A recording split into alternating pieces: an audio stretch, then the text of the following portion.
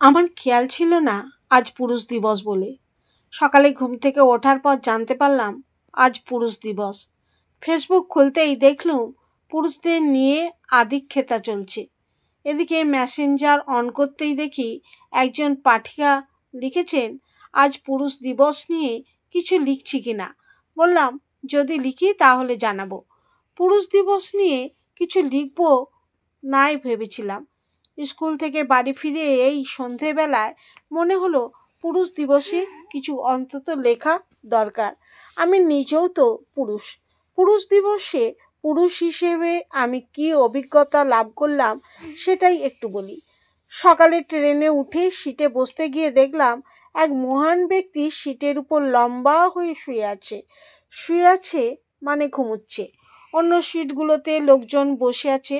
মহান ব্যক্তিকে আলতো করে গায়ে ঠেলা দিয়ে বললুম, ও দাদা, উঠে বসুন না, সিটে শুয়ে আছেন, বসতে দিতে হবে তো লোককে। উনি চোখ মেলে তাকিয়ে মুখখানা বেজার বিরক্তির ভান করে বলল, ধ্যাৎ মশাই, ওদিকটা গিয়ে বসুন না, দেখতে পাচ্ছেন তো আমি একটু ঘুমুচ্ছি। বললাম, থ্যাংক ইউ দাদা, আপনি আয়েশ করে ঘুমান। অন্য একটা জায়গায় গিয়ে ঠেলে গুঁজে চতুর্থ সিটটায় কোনো রকমে বসলাম। মনে মনে ভাবলাম, আজ পুরুষ দিবস, তাই একটু ছাড় দেয়া যেতেই পারে। ট্রেন থেকে নেমে স্টেশনের টয়লেটে ঢুকতে গিয়ে দেখলাম লাইনে দাঁড়িয়ে আছি। আমার আগে দুজন। আমি ঢুকতে যাব, কোত্থেকে একজন এসে আমাকে ঠেলে আমার আগেই ঢুকে গেল। পিছন থেকে একজন বলল, ও ভাই, আমরা লাইনে দাঁড়িয়ে আছি আর তুমি ঢুকে গেলে। টয়লেটের ভিতর থেকে আওয়াজ এলো, কোথায় লেখা আছে লাইনে দাঁড়াতে হবে? এমার্জেন্সি ব্যাপার, আপনিও ঢুকে পড়ুন না, কে আপনাকে বাধা দিচ্ছে? পিছনের ভদ্রলোককে বললাম, দাদা ছেড়ে দিন, আজ পুরুষ দিবস, একটু আধটু ছাড় দিতে হবে আজ। এবার স্টেশন চত্বর থেকে বেরিয়ে ফলের দোকানে ঢুকেছিলাম। আপেল কেনার পর দাম জিজ্ঞাসা করতে বলল, 70 টাকা দিন। টাকা দিয়ে আপেলের প্যাকেটটা ব্যাগে রেখে কয়েক পা চলে আসার পর মনে হলো 80 টাকা দিয়ে ফেলেছি।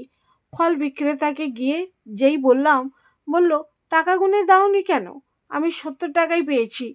ধন্যবাদ দিয়ে বেরিয়ে এসে মনে মনে বললাম, ওহো, আজ তো পুরুষ দিবস। তর্ক না করে একটুকু ছেড়ে দেওয়াই যায়। বাসে উঠে দেখি সিট ভর্তি, ভিড় আছে। আমি দাঁড়িয়ে আছি। কিছুটা যাওয়ার পর এক ভদ্রলোক নামবেন বলে উঠে দাঁড়ালেন। ভদ্রলোকের সিটের কাছেই দাঁড়িয়েছিল একটি কম বয়সী ছেলে। সিটে বসতে গিয়ে বসতে পারল না, কারণ স্যুট বুট পরা এক ভদ্রবেশী লোক দূর থেকে নিজের ব্যাগটা ছুঁড়ে দিল সিটের উপর। তারপর বলল, এই এই, আমি বসবো, দেখতে পাচ্ছ না সিটটা আমি রাখলাম? কম বয়সী ছেলেটি সরে এলো আর ওই মহারাজ গিয়ে সিটে বসলো। পাশ থেকে বললাম, ভাই ছেড়ে দাও, আজ পুরুষ দিবস, একটু ছাড় দিতেই হবে। বিকেলে ট্রেনে ফিরছি। এক হকার দাদা বাদাম ভাজা, মুগ ডাল ভাজা, চাল ভাজা নিয়ে ট্রেনে উঠেছে। বাদাম ভাজা খেতে ইচ্ছে করছিল, তাই 100 টাকার নোটটা বের করে 10 টাকার একটা বাদাম চাইতে বলল, খুচরো হবে না, 10 টাকার খুচরো দিন। খুচরো না থাকার জন্য বাদাম খাওয়ার ইচ্ছে ত্যাগ করতে হলো।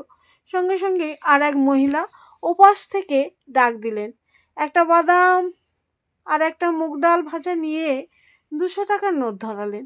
20 টাকার জিনিস কিনে 200 টাকার খুচরো পাওয়া গেল দেখলাম।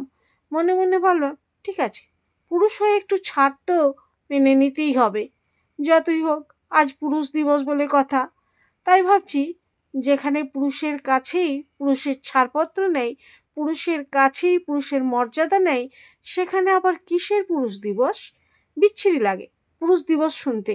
তার উপর যখন কেউ বলে হ্যাপি পুরুষ দিবস, পুরুষ তো ফুরুতেই শেষ। পুরুষ দিবস না বলে তার চেয়ে বরং বলা ভালো পুরুষ দিবস।